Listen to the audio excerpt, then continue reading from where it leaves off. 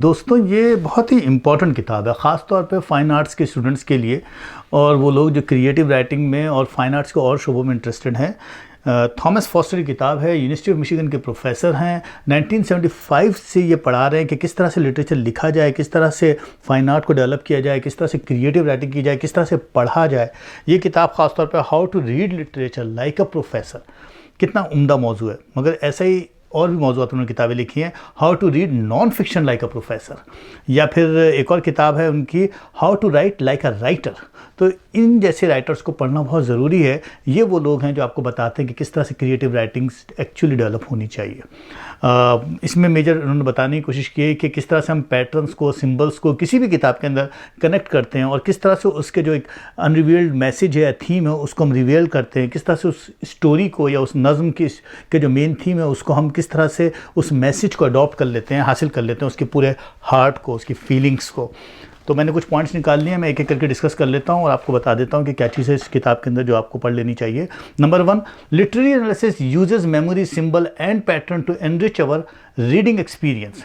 ये जो कुछ भी हम किसी भी किताब को पढ़ते हैं और समझते हैं कि कोई कैरेक्टर, कोई प्लॉट का एंड ये होने वाला है, असल में हमें उस किताब के इमोशनल लेवल पर जाना चाहिए और देखना चाहिए कि why did this passage make we feel that way. आखिर उस पैसेज को पढ़कर हमें ऐसा एहसास क्यों हुआ, या ये कि where have I seen this happen before, इस तरह के इमोशंस को मैं कहाँ और पढ़ चुका हूँ। ये चीज़ जो है वो डायरेक्टली आपकी लिटरेरी मेमोरी पर डिपेंड करती है कि कोई भी कोड, कोई भी पैटर्न जो किताब में यूज़ हो रहा है उसको, उस एलिमेंट को किस तरह से उस राइटर ने यूज़ किया है। हाउ डज़ द कैरेक्टर, किस तरह से आप उस कैरेक्टर को दूसरे कैरेक्टर से कंपेयर कर सकते हैं, कैसे आप उस सिंबल को दूसरे सिंबल से कंपेयर कर सकते हैं, क्योंकि वही है जो किताब के वॉल्यूम को बढ़ा रहा है। तो ये एक अहम नुक्ता है। अब इसको किस तरह से उन्होंने यूज़ किया है उसका सबसे अहम पॉइंट तो यही है। दूसरा point, the tale of a quest is the underlying structure for countless stories. जितनी भी कहानी आप पढ़ते हैं उसके अंदर किसी भी क्वेस्ट की टेल एक्चुअली क्या है, इज़ द अंडरलाइंग स्ट्रक्चर, वही अंडरलाइंग स्ट्रक्चर है।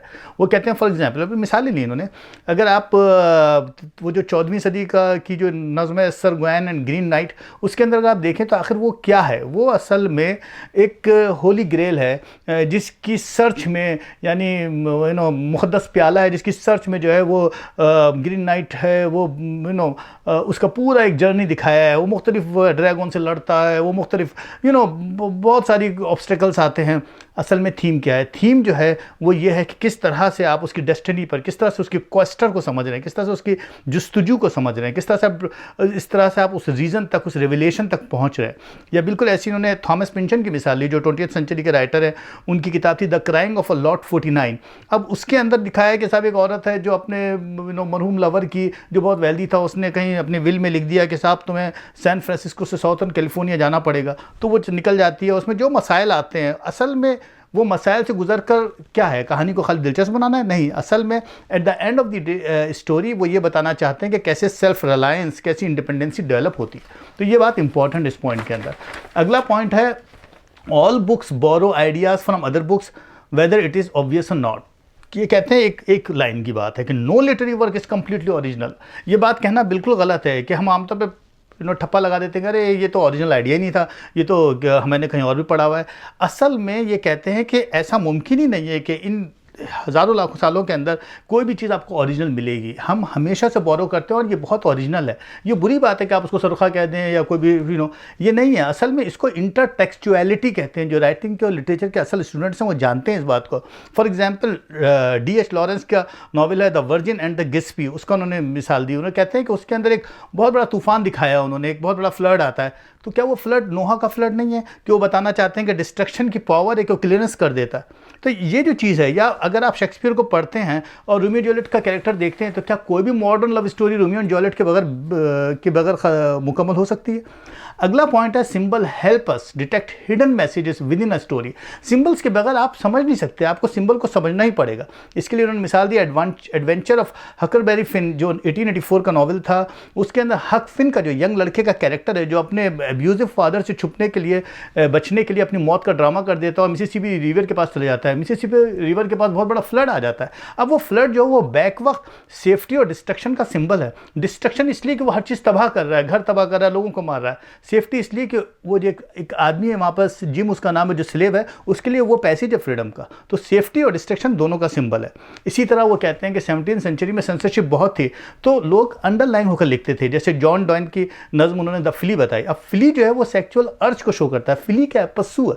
पस्सू जो है वो स्पीकर और मिस्ट्रेस के दरमियान काट रहा है एक दूसरे को, तो वो असल में वो उस फ्रस्ट्रेटेड जो अर्ज है उसको शो कर रहा है कि उसका जो एक फ्रिजिडिटी है लवर की, उसके अगेंस्ट। तो वो एक सिंबल है जो उसको शो कर रहा है। इसी तरह एक अगला पॉइंट है, setting shapes our perception of a story subtly yet profoundly. यानी ये कि जब कभी भी कोई राइटर कोई सेट बनाता है, चाहे वो कैरेक्टर का सेट हो या कोई सीन का सेट हो, और वो चाहे कितना ही प्रिसाइज, कितना सब्टल हो, वो असल में प्रोफाउंड इफेक्ट के लिए बनाता है और उसके मीनिंग्स होते हैं। अब यहाँ पर उन्होंने एग्जाम्पल दी एडगर एलन पो की जो स्टोरी है the fall of the house of Usher. इसके अंदर बताते हैं कि जो ज्योग्राफिकल लोकेशन है वो असल में शो करती है किसी चीज़ को। फॉर एग्जाम्पल स्प्रिंग है तो वो हैप्पी डेज ऑफ चाइल्डहुड को शो करते हैं, समर है तो वो पैशन और रोमांस को शो करता है, ऑटम है तो वो एजिंग को शो करता है, विंटर है तो डाइंग को शो करता है। तो कहने का मतलब है कि लिटरेचर के अंदर कोई भी कैरेक्टर जो आता है या कोई भी सीन आता है, उसका मतलब हु और वेयर नहीं है, बल्कि उसका मतलब when and what does it mean, उसके डीप डाउन मीनिंग्स क्या है, ये है। और सबसे अहम और last point, irony subvert your expectation as a reader, communicating idea in surprising powerful ways. ये बहुत इंपॉर्टेंट बात है। वो ये कहते हैं कि आयरनी इट मीन्स कि जिस वक्त आपको एकदम उल्टा हुआ आइडिया मिल जाए, आप एक्सपेक्ट कुछ और कर रहे थे, हो कुछ गया कहानी के अंदर, आपकी इंटेंशन और एक्सपेक्टेशन के दरमियान जो ग्रे एरिया था उसने सडनली आपको प्लॉट ने चौंका दिया। फॉर एग्जाम्पल उन्होंने मिसाल दी सैमुअल बेकेट की वेटिंग फॉर गोडो। गोडो यानी तस्वीर आता है कि गोडो का मतलब खुदा है, कि खुदा का इंतजार कर रहे हैं दो लोग जो सड़क के किनारे हैं, लेकिन वो आखिर वक्त तक नहीं आता है। तो वो चाहते तो गॉड लिख सकते थे, लेकिन मतलब ये था कि सिंबल है कि मिजरेबल सिचुएशन के अंदर गोडो यानी गॉड गायब हो गया, अब वो खुद ही डील करना है किसी भी तरह से अपने आप को बहला के। तो वो असल में कैरेक्टर है कि समथिंग या बिल्कुल ऐसी मिसेस डॉल्वे है वर्जीनिया वुल्फ का नॉवल, उसके अंदर वैरन स्मिथ जो है वो सुसाइड कर लेता है, जो कि वेटरन है। अब कैरेक्टर में आखिर वक्त तक हम ये नहीं समझते कि उसको सुसाइड कर लेगा, लेकिन वो सुसाइड कर लेता है, इसलिए कि वो डॉक्टर्स जिनको हम हीलर समझ रहे थे वो वहाँ नहीं आते, वो उसके लिए थ्रेट है। हम उसको समझ रहे थे कि वो डॉक्टर्स हैं और वो उसकी हेल्प करने वाले हैं। तो ये सब चीज़ें बड़ी इंपॉर्टेंट हैं। इसको पढ़ लीजिएगा, इस किताब को, थॉमस फॉस्टर की how to read literature like a professor. मैं समझता हूँ लिटरेरी जो स्टूडेंट्स हैं या क्रिएटिव राइटर्स हैं उनको इस किस्म की किताबें पढ़ लेनी चाहिए, और हमें भी पढ़नी, मतलब मैं तो ऑफ कोर्स चाहूँगा, क्योंकि मैं अपने लिए देख रहा होता हूँ कि मैं कौन सी चीज़ें मिस कर रहा होता हूँ अपनी क्रिएटिव राइटिंग के अंदर, ताकि कुछ समझ सकूँ कि आखिर ये सब चीज़ें इतनी ऑर्गेनाइज़ क्यों। मुझे उम्मीद है कि आज का प्रोग्राम आपको अच्छा लगा होगा। अब इजाज़त दीजिए, अगली बार हाजिर होऊंगा फिर कोई एक नई किताब लेकर एक नए मैसेज के साथ। अपना ख्याल रखिएगा। Thank you.